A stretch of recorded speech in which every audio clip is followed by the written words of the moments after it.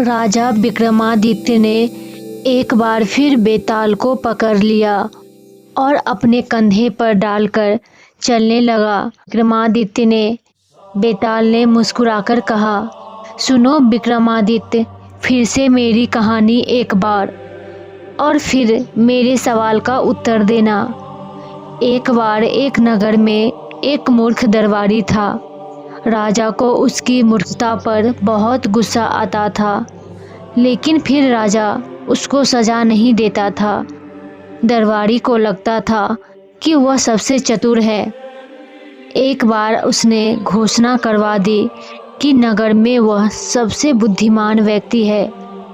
उसने सबको चुनौती दी कि कोई भी ऐसा सवाल नहीं जिसका वह उत्तर न दे सके। नगर के बुद्धिमान और चतुर लोग चुप हो गए, लेकिन राजा विक्रमादित्य को यह बात सहन नहीं हुआ। उन्होंने दरबारी को बुलाया और कहा, ठीक है, मैं तुमसे एक सवाल पूछता हूँ। अगर तुम उस सवाल का उत्तर न दे सको तो तुम्हें अपनी मूर्खता की सजा भुगतनी होगी।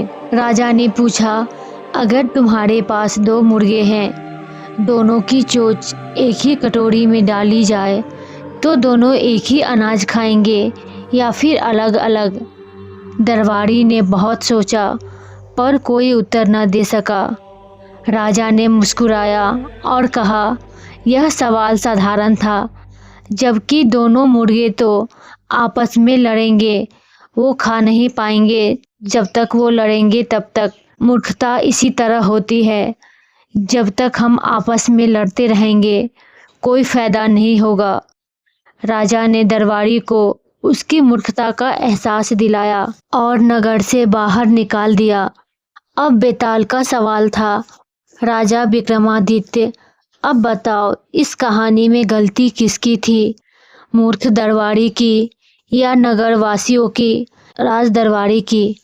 राजा विक्रमादित्य का उत्तर था, गलती तो दरबारी की थी।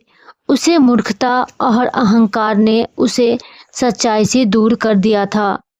जब इंसान अपनी सीमाओं को नहीं पहचानता और घमंड में डूबा रहता है, तब उसका मूर्खता उसे विनाश की ओर ले जाता है। तो इस कहानी से यह सीख मिलती है कि घमंड और मूर्खता का हमेशा बहुत बुरा परिणाम होता है।